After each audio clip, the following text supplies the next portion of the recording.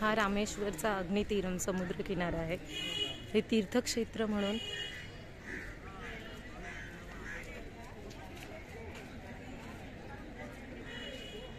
हा समुद्र अतिशय शांत असतो असं म्हणतात।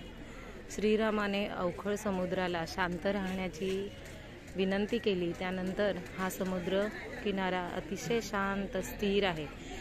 सेतू सीतेला शोधण्यासाठी जो रामाला सेतू बांधायचा होता तो ह्याच समुद्रातून बांधलेला। तेव्हा या समुद्राला शांत करण्यासाठी श्रीरामाने प्रार्थना केली होती।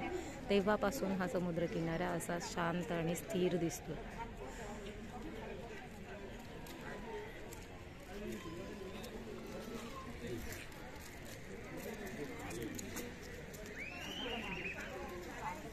इथून जवळच म्हणजे 4 किलोमीटर अंतरापासूनच श्रीलंकेची बॉर्डर सुरू होते। समुद्रातूनच फक्त 4 किलोमीटर अंतरावर श्रीलंका देश सुरू होतोय आणि भारत देशाची शेवटचं दक्षिणेकडचं टोक आहे रामेश्वर।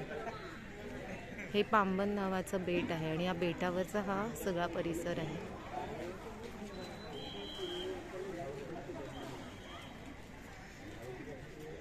हिंदी महासागर दक्षिणेच्या टोकाला असलेला हिंदी महासागराचा हा समुद्र किनारा।